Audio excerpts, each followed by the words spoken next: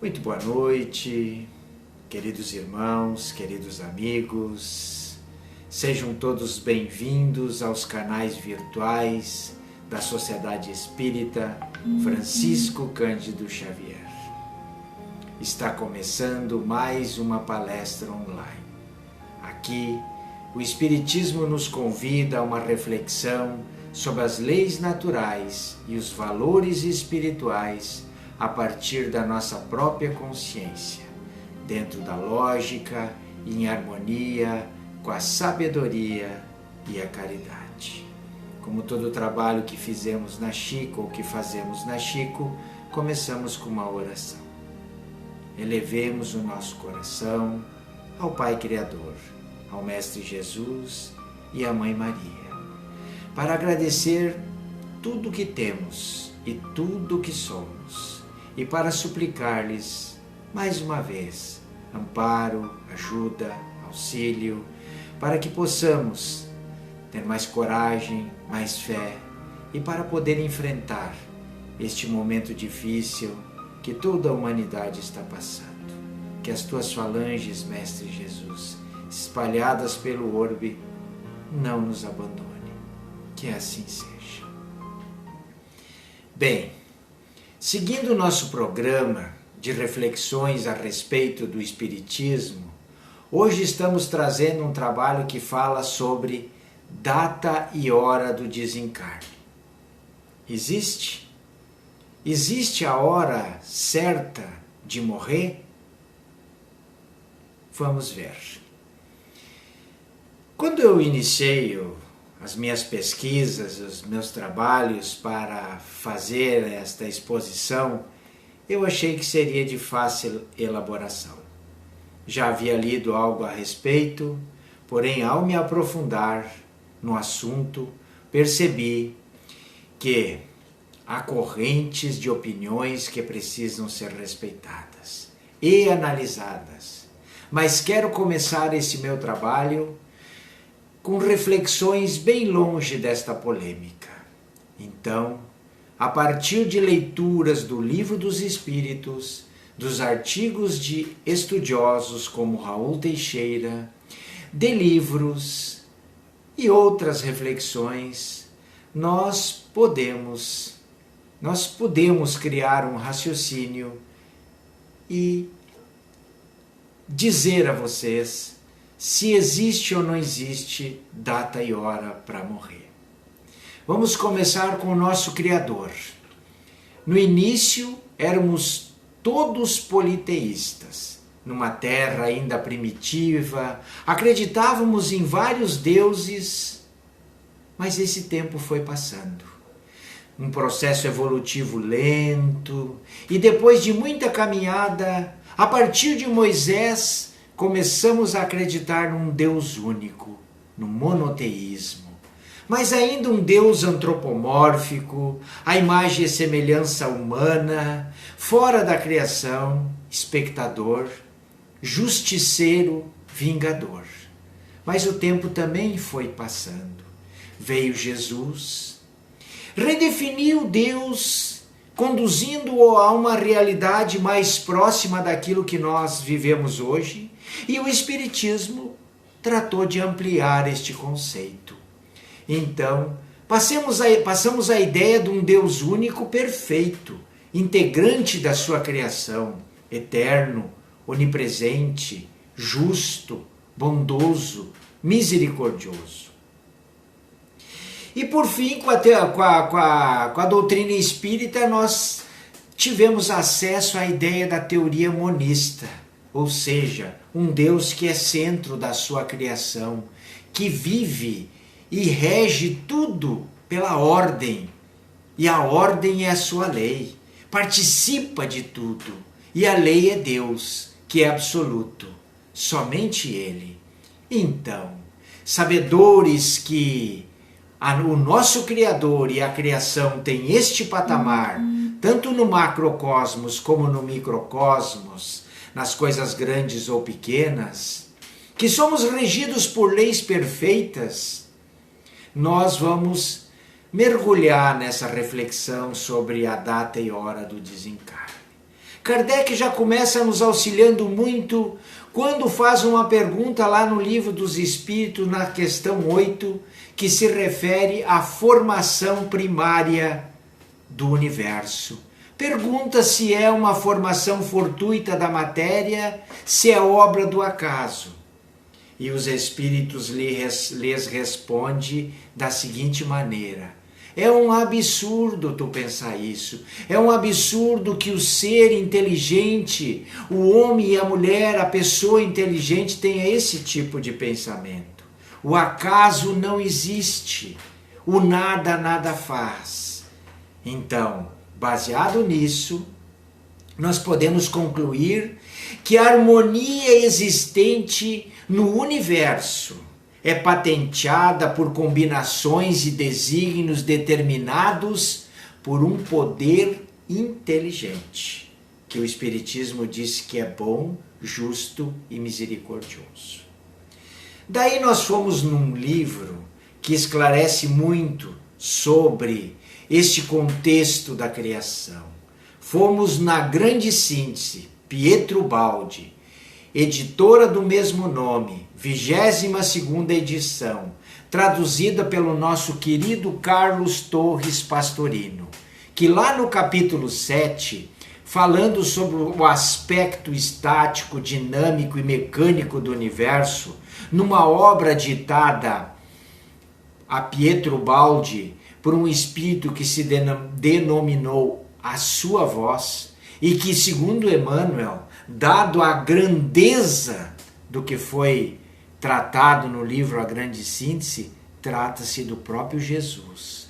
Lá na página 35 do livro, então, este espírito nos explica que há um princípio único, uma ideia central que governa o universo.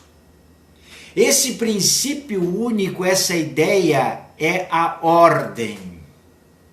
Então imaginemos se a ordem não reinasse soberana, que choque tremendo sofreria um funcionamento tão complexo como é o da criação universal.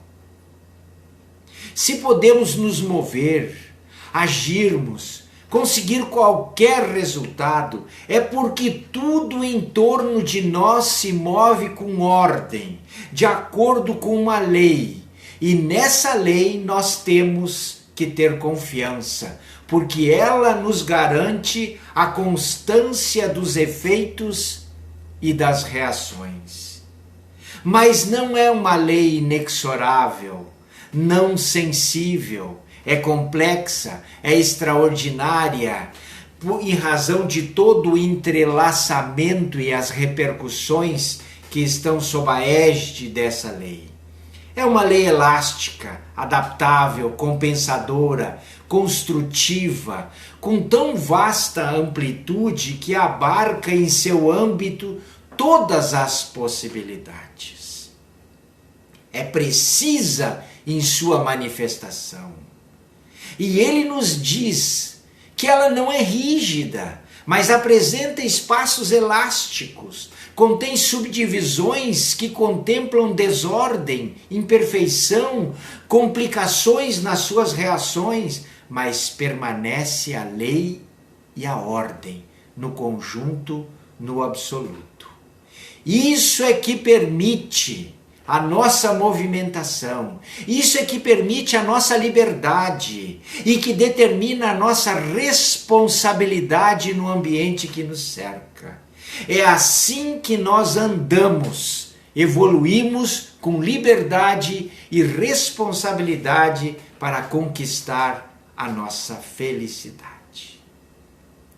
É importante saber que é assim, porque data e hora do desencarne está dentro deste contexto, mas também está dentro do contexto do determinismo e do livre-arbítrio que rege as nossas vidas.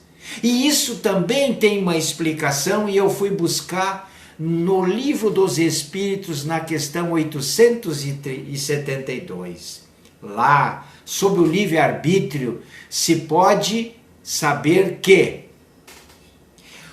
a pessoa não é fatalmente levada ao mal. Os atos que praticamos não foram previamente determinados. Os crimes que cometemos não resultam de uma sentença do destino. Nós podemos, por prova ou expiação, escolher uma existência em que nós temos facilitado o arrastamento para o crime, mas não é um fatalismo. Assim, o livre-arbítrio existe para nós quando, no estado de espírito, ao fazer a escolha da existência e das provas, e como encarnado na faculdade de ceder ou resistir aos arrastamentos a que todos nós somos voluntariamente submetidos. Mas fatalidade não é uma palavra vã. Existe na posição em que o homem ocupa na Terra e nas funções que aí nós desempenhamos, em consequência do gênero de vida que escolhemos como prova, como expiação ou como missão. Então, se escolhemos no nosso planejamento nascermos pobre, a miséria poderá ser consequência. Se escolhemos no nosso planejamento nascermos ricos, a dificuldade de lidar com a abastança poderá nos criar sérios problemas na encarnação que vamos viver. Na verdade, então, meus amigos, todos nós fazemos uma programação de vida. Quando lá no plano espiritual estamos, e nisso reside o nosso livre-arbítrio. E aquilo que programamos lá deverá ser cumprido. E aí está o determinismo. Mas a programação não é aleatória. Ela tem requisitos. Então, se segue daí que a liberdade é condicionada e o livre-arbítrio é relativo. A quê? Aquilo que nós já fizemos antes, ao nosso patrimônio, aquilo que nós estamos presos por história do nosso passado. Se muito bom, muita liberdade. Se muito mal, pouca liberdade. O nosso passado é que determina essa flexibilidade dentro da lei de justiça de Deus, que está a lei de causa e efeito. Então, só para exemplificar, quando estamos no mundo espiritual e fazemos lá a nossa programação e decidimos vir para uma vida de 80 anos, de 75, o que acontece? Ganhamos uma carga fluídica para vivermos 75, 80 anos. E toda a programação é voltada para que se complete em 75, 80 anos. Mas o que acontece, segundo André Luiz, pela psicografia de Chico Xavier? Muito poucos de nós somos completistas. Por quê? Porque nós nascemos com uma estimativa de vida e os abusos e as situações que nós nos envolvemos na Terra faz com que nós desencarnamos antes do previsto. Não completamos o tempo. E a maioria das vezes é em razão do suicídio indireto por ocasião dos vícios e mau hábitos que nós adotamos. Mas daí vocês poderiam fazer uma pergunta. Mas, Jussi, e aquelas pessoas que passam dos 100 anos de idade, elas têm mais merecimento? Não é bem assim. É verdade que muitas pessoas passam dos 100 anos e têm uma longevidade na carne. Há dois motivos predominantes para isso.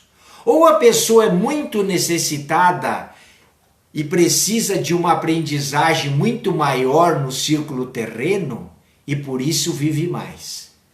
Não se trata de ser uma pessoa boa ou uma pessoa ruim. A vida que ela vai levar vai ser uma vida difícil.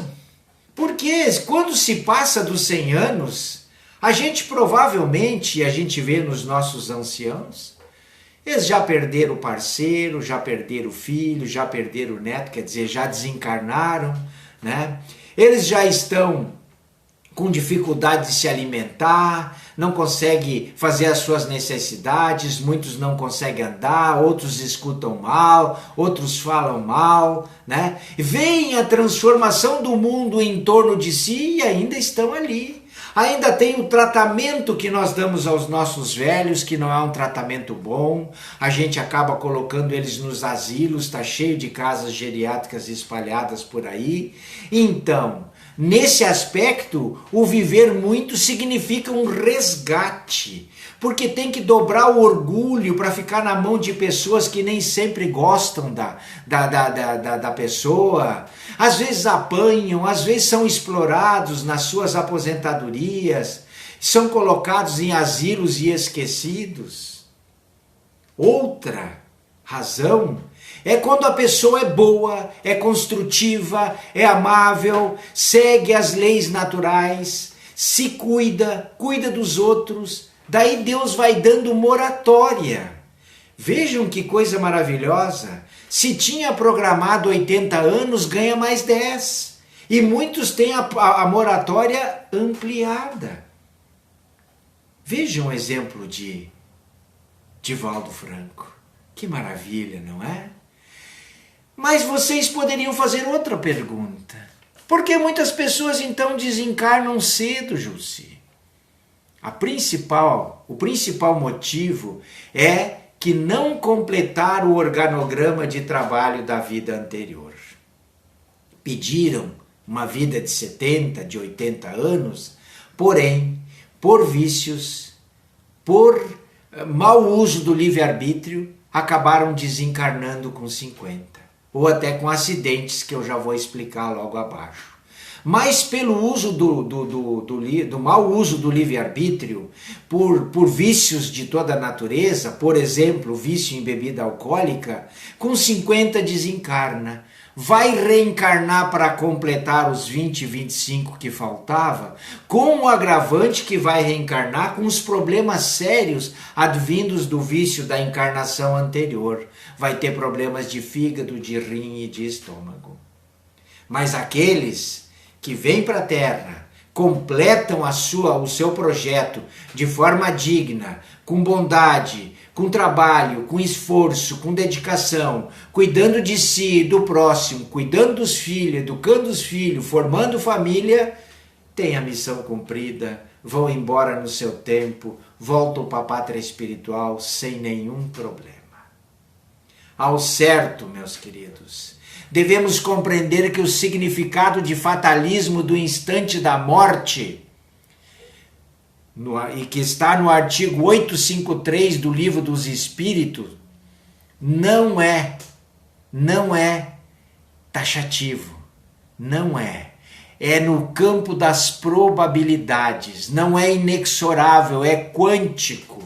Porque se não fosse assim, olha o entendimento do artigo 854, que é o seguinte, onde o Kardec pergunta aos espíritos: do fato de ser infalível a hora da morte, poderia-se deduzir que sejam inúteis as preocupações para evitá-la? Se é que temos um dia e hora para morrer, não temos que nos preocupar, né? Não é isso? Temos sim. Eles dizem não. As preocupações que tomais são sugeridas com o fim de evitar a morte que vos ameaça. São meios que vocês podem usar para que a morte não se dê. Então, gente, tem uma programação, mas data e hora fixa? Não tem não. Isso significa que a morte chega de acordo com as nossas vidas, com as nossas programações. Poderá sim ter dia e hora para acontecer quando a programação não for interrompida ou não for encurtada pelos nossos vícios ou fatores da vida social. Por que eu falei fatores da vida social? Porque nós não podemos esquecer que a Terra é de expiação e prova, é um planeta de expiação e provas. Portanto, a vida na Terra é perigosa. E carregamos conosco um patrimônio que nós podemos chamar de campo energético, que atrai para nós, pela lei de sintonia, aquilo que nós produzimos, o nosso campo energético.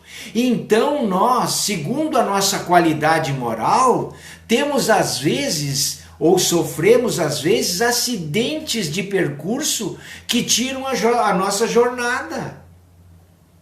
Mas não é porque Deus determinou que fosse assim. É pela nossa produção, pelo nosso quanto energético, por aquilo que nós temos de patrimônio. E na questão 199 do Livro dos Espíritos fica bem claro isso.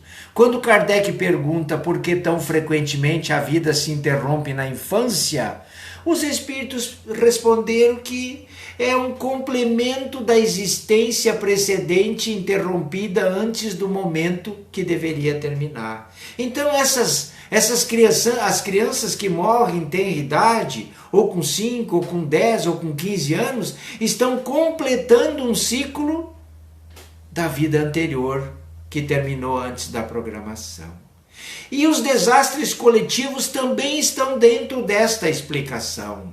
Porque existe em nós, nesta fala de quantum vibratório, trilhões de núcleos energéticos que armazenam o nosso modus operandi das nossas mais longínquas encarnações. Cada núcleo oferece e emite uma frequência de onda com características específicas, criando uma psicosfera que determina o quê? As nossas fragilidades, as nossas tendências, as nossas vocações, os nossos valores dentro da lei de causa e efeito, que proporcionam, em razão disso, vejam bem aquilo da ordem do Criador, né? Proporcionam altíssimas probabilidades de nós sermos atraídos para determinados eventos. Percebem? E os desastres coletivos acontecem assim. Pelo quanto energético, nós somos atraídos para eles. Às vezes desencarnam dezenas, às vezes centenas, às vezes milhares de espíritos com afinidade vibratória pelo quanto energético e as fragilidades que apresentam ao longo da sua história de vida. Já começando a concluir o nosso raciocínio, nós somos artífices da nossa própria existência, somos os empresários de nossas vidas. Se são boas ou más, é por nossa conta. Somos divinos por natureza. Temos o poder de criar e a responsabilidade com que criamos. Está no nosso DNA, na nossa história, no nosso pensamento, aquilo que nós somos. Portanto, queridos amigos, irmãos, vale a pena fazer a nossa encarnação uma encarnação boa. Enquanto Deus nos permitir ficar na Terra, há tempo para fazermos algum serviço no bem. Seja ao próximo, seja a nós mesmos. É muito importante seguir no rio da vida dentro das leis naturais. Jesus veio nos ensinar isso. E daí, enquanto respirarmos no corpo, podemos perguntar: o que Deus quer que eu faça? De forma simples, dentro do raciocínio que nós adotamos nesta reflexão, que usemos bem o fluido que nos foi disponibilizado. E atenção, a vida bem vivida, pela causa do bem, pode nos dar moratória, ou seja, uma sobrevida, uma dilatação do tempo de permanência do espírito no corpo de carne. Por isso vemos muitos trabalhadores do bem desencarnando com idade bem avançada, receberam carga extra de fluido vital para estender seu tempo no corpo físico. Então, há idosos em caráter expiatório e há idosos em caráter de moratória. A morte não tem data e hora precisa. Nós temos um tempo programado. E aí, de acordo com as probabilidades, é que nós vamos cumprir ou não o nosso desiderato. E o nosso aqui acabou agora. Esse era o nosso recado de hoje. Como todo trabalho que fazemos, terminamos com uma oração. Coloque em frente aos seus aparelhos as suas águas para serem fluidificadas. Elevemos o nosso pensamento, a fim de que possamos conversar com o Mestre Jesus, com a Mãe Maria, fortalecer a nossa vida. Prossigamos servindo o Mestre, certos de que quanto mais doarmos em favor dos sofredores, mais receberemos do alto na forma de amparo necessário às lutas que nos dizem respeito. Sigamos estendendo os braços aos irmãos em prova. Caminhamos olhando para os infelizes e auxiliando conforme nossas forças, convictos de que o Cristo nos vê e nos conduz nos momentos em que somos chamados aos testemunhos inevitáveis. Esforcemo-nos no trabalho de ajuda ao próximo, quer ofertando o pão que alimenta o corpo ou o ensinamento que sustenta o espírito, conscientes de que a nossa tarefa com o Mestre é um amparo para nós mesmos. Que assim seja, meus queridos, e até uma próxima. Muito boa noite a todos.